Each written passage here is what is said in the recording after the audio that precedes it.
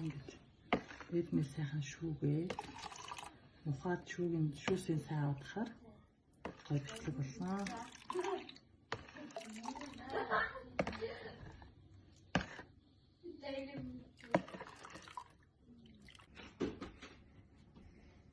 Таажхан давс хийгээд гоё давстай сэр гаргаад очлаа.